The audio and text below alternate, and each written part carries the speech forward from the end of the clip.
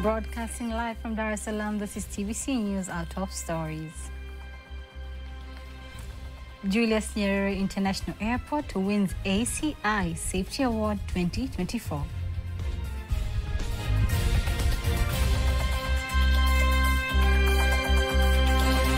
Africa 50 kicks off. Tanzania stresses clean energy potentials.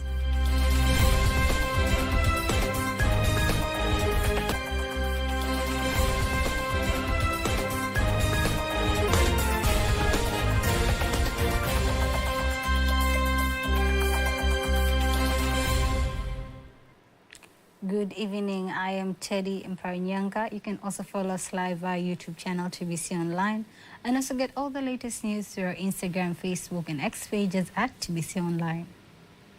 President of Zanzibar and the chairman of the Revolutionary Council, Dr. Hussein Ali Mwinyi, says his government continues to implement various strategies so as to empower the people economically and has already succeeded in building modern markets in Unguja and Pemba, aiming to provide local entrepreneurs and businessmen and women with conducive business environment.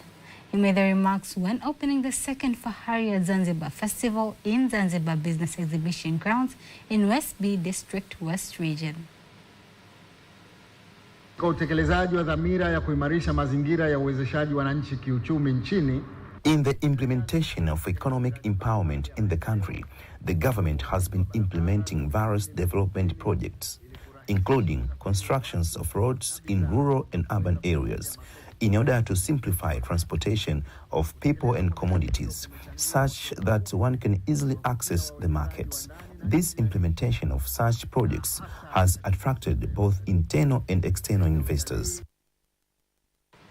The second Fahari Zanzibar Festival was officiated with focus on strengthening digital empowerment, aiming to increase the efficiency and stimulate business activities. Julius Nyerere International Airport has been awarded the coveted Airport Council International ACI Safety Award 2024 in Category 1. The award, which was announced in Johannesburg, South Africa, marks a significant milestone for Tanzania's aviation sector, solidifying its reputation as a leader in airport safety both regionally and globally. Here are more details. Professor Godius Kahiarara, Permanent Secretary, Ministry of Transport, received the award on behalf of the government of Tanzania and the Tanzania Airports Authority, TAA, who manage and operates Julius Nyerere International Airport. The ACI Safety Award is recognized as one of the highest accolades in the global aviation industry. It is granted to airports that demonstrate exemplary safety performance and full compliance with international safety standards. The ACI, representing airports worldwide, advocates for safety, security, and sustainability in the aviation industry. This prestigious recognition further positions JNIA as a beacon of safety in aviation, promising to bring significant benefits to Tanzania, including an increased influx of tourists and greater international confidence in the nation's airport infrastructure. Minister of Finance Mwigulu Nchemba calls on African countries to explore ways and strategies to improve their economies and the lives of the citizens through clean cooking energy agenda, which will also help to deal with the effects of climate change caused by environmental damage. Here are more details. Dr. Nchemba has made the call in Madagascar while addressing the 2024 Africa 50 General Shareholders Meeting, which is the investment platform established by African governments and the African Development Bank, of which Tanzania is a member. Furthermore, he calls on the financial institutions and the private sector to participate in the clean energy campaign, including use of gas, solar energy, geothermal, electricity, biogas, by either facilitating access to funds or producing tools and devices for the technology. The Africa 50 shareholders meetings brings together various stakeholders from the African continent and other parts of the world, including investors from public institutions and the private sector, lenders, infrastructure construction, experts, and focus on exploring solutions to infrastructure challenges in the African continent. Deputy Prime Minister and Minister of Energy, Dr. Biteko, calls on the young people to be at the forefront in preserving peace of the country so as to stimulate the development of the nation as a whole. Dr. Biteko made the remarks in Dar es Salaam during National Conference on the Peace and Security involving youth from various parts of the country, insisting that young people should avoid to be used as a tool for acts that may lead to breach of peace anywhere in the world. Vijana mchango wao kwenye dunia ni wa kuleta amani. The contribution of youth in the world should be to bring about peace. Therefore, we should all know that this is our responsibility. We should all work towards making the world a peaceful place. The use of technology should be aiming at generating sustainable income, and by doing so, we shall develop countries' economy and improve people's welfare. Some of the young people expressed their views on the day, and its supporters explaining their role in maintaining and preserving peace of the country. As a young person, I am in the forefront at promoting peace in the country.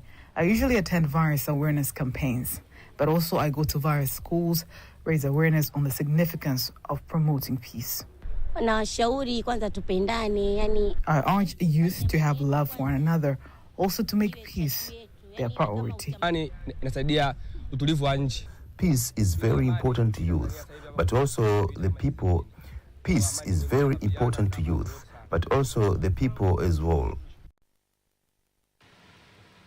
The Director General of Tanzania Broadcasting Corporation, TBC, Dr. Ayub Rioba, says by April 2025, the construction of the TBC headquarters in the Vikonje area in Dodoma will be completed. Dr. Rioba made the remarks when he visited the area with members of the TBC Staff Council. Here's a report by Alfan Ali, read by Faidan Gaga. Started from the bottom, now we're here. Could be some few words to describe the construction of the TBC headquarters in Dodoma. Some members of the TBC Staff Council who are attending this Staff Council meeting are also here to visit and witness the progress of the construction. This is a huge step, and us workers of the Tanzania Broadcasting Corporation are very delighted for this huge accomplishment. With regards to news and broadcasting, we are going to have the most modern studios. Great things are coming soon. We have had meetings yesterday and today. We were reviewing how the effectiveness of budget that was allocated. Here, Director General of the Tanzania Broadcasting Corporation, TBC, Dr. Ayub Rioba, elaborates further on the progress of the construction. We believe that by April next year, this building will be complete. We have already had discussions with other stakeholders who will help us in the installation of broadcasting equipment. So that means by next year, we shall have complete facilities in terms of buildings and equipment. Then he highlights how the sixth phase government has spearheaded what has been achieved so far. Some people may not know the significance of being grateful, but let us ask ourselves, how many countries are implementing these huge projects at the same time? Projects like the Magufuli City, the SGR, and the Mwalimu Nyerere Dam are all being implemented at the same time. We should all be grateful for that. Upon completion, TBC will join other government institutions that have already moved to the capital city. Privileges and immunities for foreign diplomats are governed by the Vienna Convention on Diplomatic Relations of 1961, as well as the Diplomatic and Consular Immunities and Privileges Act, number 5 of 1986. To understand more on the laws and limitations of foreign diplomats and ambassadors, including their rights and obligations, TBC News has spoken with Dr. Aziz Mlima, former Tanzanian ambassador to Uganda. The ambassador is a person who is appointed by the head of state to from one country, a sending state, to another country, a receiving state. And his primary duty is to improve the relationship between the two states, friendly relationship. That is one of the primary duty of the ambassador. Another responsibility of the ambassador is to make sure that he safeguards and protects the interests of his country, the sending state, but also the interests of the citizens of the sending state where the ambassador is based.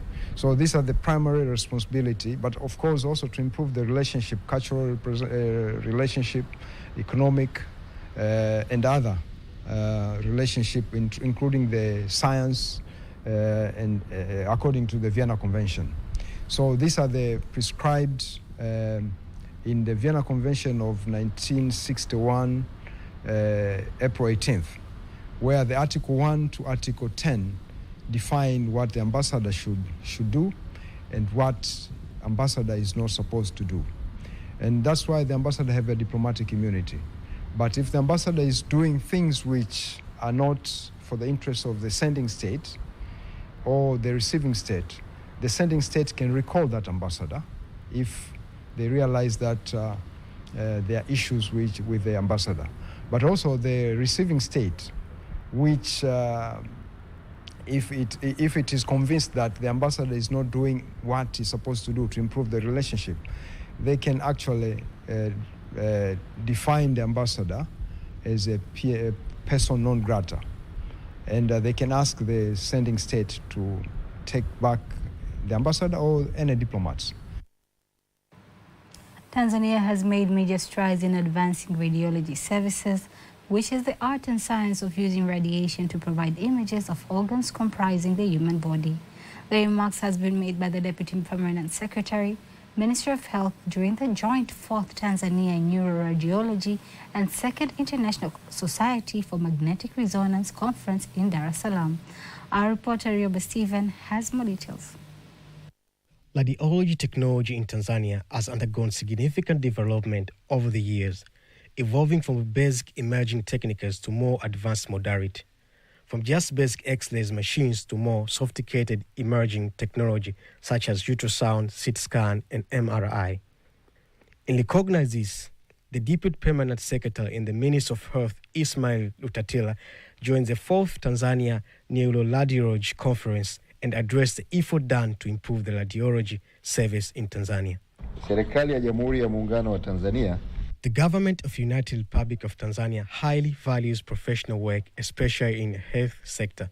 The government is making significant effort to ensure that our professionals have the necessary tools to enable them to work effectively. To facilitate this, the government has made great strides in ensuring that the modern and high standard medical equipment are available.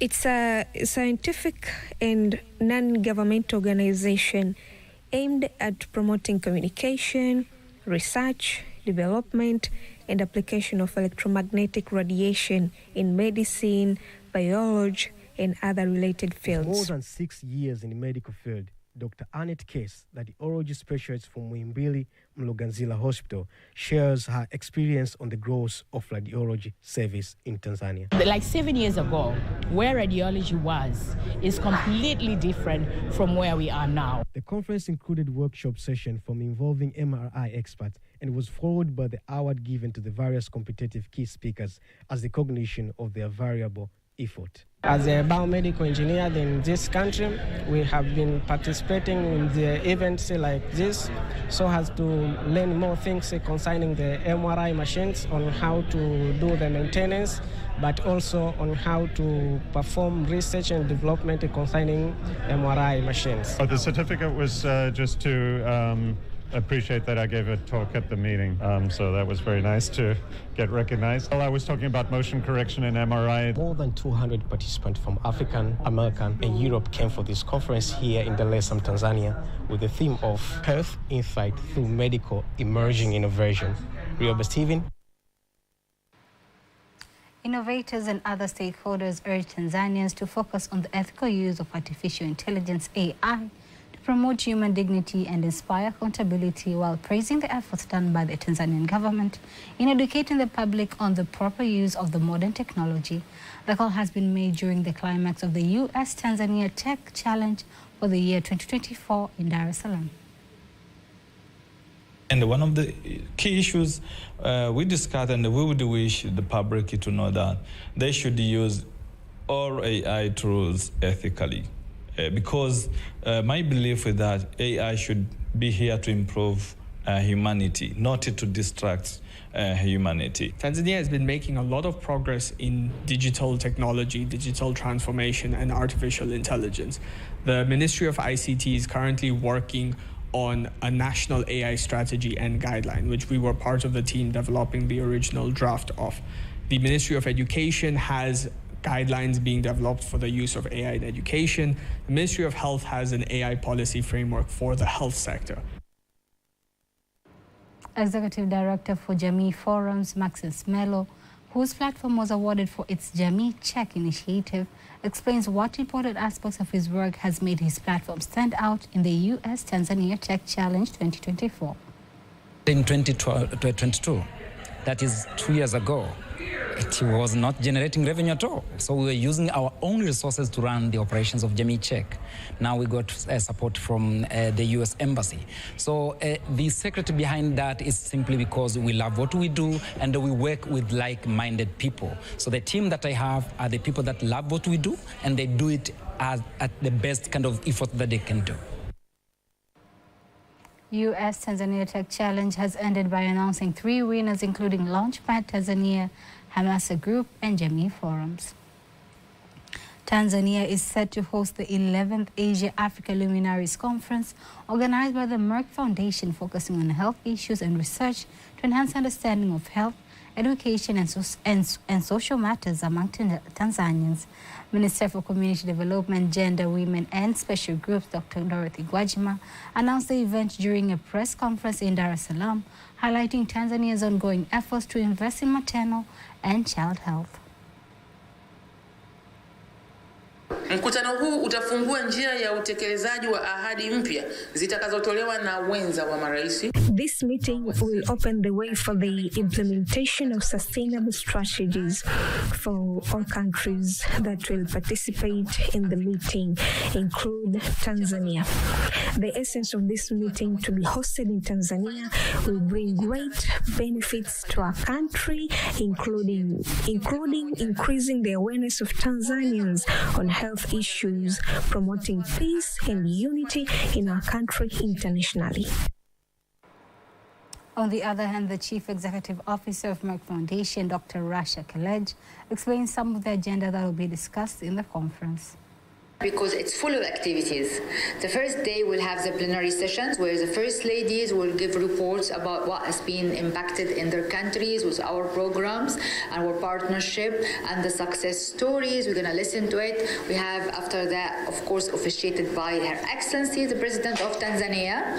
And then we have panels for ministers because we have around 15 ministers going to be joining also the program from different countries. The 2-day conference will take place from October 29th to the 30th and is expected to be officially opened by President Samia Suluhu Hassan. And now, before we wind up our local news tonight, let us now take a look at today's exchange rates according to the Bank of Tanzania, BOT.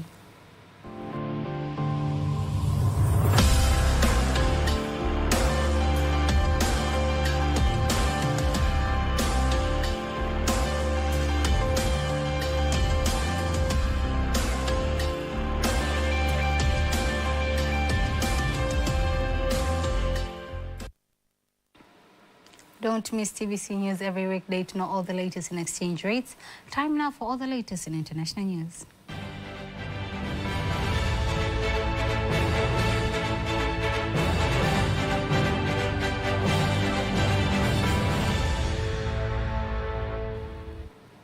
And here is international news as compiled and read by Lulua Mohammed. The United Nations is set to host a summit of the future in New York this week, where Secretary General Antonio Guterres is now calling for the reforms to the UN Security Council. Guterres stressed the reality that the UN structure was built on issues that affected the world 80 years ago. He added that the discussion of the outcome of the summit are the final stretch. He said the overriding message he hopes come out of the summit is an appeal to member states for a spirit of compromise. Guterres emphasizes the urgency of updating the Council to better reflect the reality. The summit also seeks to address the ongoing conflict around the world. The Nigerian Livestock Reforms Committee has presented its report to President Bola Tinubu, detailing several achievable targeted indicators within a 10-year time frame that will inform reforms in the livestock sector of the country. The co-chairman of the Livestock Committee, Professor Atahiru Jega, told the State House correspondents after submitting the report to the president in Abuja. Professor Jega said that the committee has profiled recommendations on the setup of the Federal Ministry of Livestock Development and provided detailed guidelines on the establishment of the ministry. Professor Jega further added that with the presented report, Nigeria will begin to address some of the challenges facing its livestock sector. The European Union's chief has pledged millions of dollars in aid for Central European countries affected by severe flooding during past 2 weeks. At least 23 people have died and tens of thousands have been forced to move from their homes, and some towns are still without power in places in Czech Republic and Poland. In Ireland, police has arrested 19 people at a protest against immigrants. Around 500 protesters have been marching through the city centre to the Parliament building. Police detained protesters who blocked the bridge during rush hour. Ireland has been facing more and more opposition against immigrants in recent years, and it is expected to be a major issue in the elections. And that was international news. And now, before we conclude the news bulletin for tonight, let us take a look at the weather forecast for the next 24 hours. Hello dear viewers, and welcome for the next 24 weather forecast from the Meteorological Authority. My name is Rebecca William. Starting with windy patterns and wind expected to flow at the speed of 20 km per hour for Lake Victoria and at the speed of 30 km per hour for Lake Tanganyika, Lake Nyasa, together the entire coast. And the state of the sea is expected to be moderate. And for tonight we expect areas around Lake Victoria Basin to feature this particular condition, thunderstorms for a few areas, while for the rest part of the country are expected to feature this particular condition. And cool temperatures are still expected with a minimum temperature of 10 degrees at Njombe region. And for tomorrow we expect Kigoma, together with areas around the Victoria Basin, to feature this particular condition, thunder showers over a few areas and sun periods. While for the Arusha, Kilimanjaro, northern coast with the exception of Morogoro, are expected to feature this particular condition, light rain showers over a few areas and sun periods. While for the rest part of the country, are expected to feature this particular condition and sun periods. Let us see next 4 days forecast from different cities and regions. Dar es Salaam minimum temperature is 19 degrees. Dodoma sun period is expected and minimum temperature is 17 degrees. Mbeya sun period is expected and minimum temperature is 12 degrees. Mwanza sun period is expected and minimum temperature is 17 degrees. Kilimanjaro sun period is expected and minimum temperature is 17 degrees. Morogoro sun period is expected and minimum temperature is 18 degrees. Arusha sun period is expected and minimum temperature is 14 degrees. From the Meteorological Authority, thank you and have a good night.